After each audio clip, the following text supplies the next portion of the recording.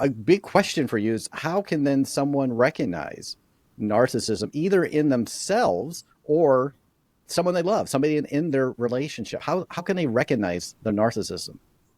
Yeah, so maybe I could back into that question with just a simple definition of narcissism, because again, there are many different ways to look at it. But one way that I find to be really helpful is when you think of narcissism as a way of the way one sort of organizes or maintains a fragile sense of self-esteem or a sense of self.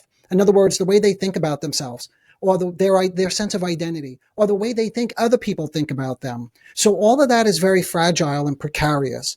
So when one sense of self is unstable, that kind of person becomes dependent on others to mirror back, how important they are, how competent, to your point a moment ago, John, right? They want to be the smartest one in the room. They want to be the most attractive one in the room. They want to always feel special. And this is what we call in my field narcissistic supplies. So they're always looking to get those supplies, the admiration, the validation, or even, a sense of control or domination, or they want to induce fear in other people. That's all part of narcissism as well. Remember, it presents in many different ways. But even that way, the dominating and the fear, that's also a way to boost their self-esteem because again, they're in control and that feels great.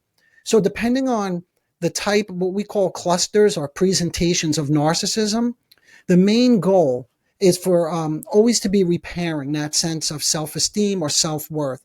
And the way they go about it just varies. Some of them are like the more grandiose type. They need to be the center of attention. Others are more critical and cutting, in a very subtle or what we call covert way. So just knowing that, and from the beginning, if one can imagine that everything that they do is designed to maintain their sense of self, their fragile self-esteem,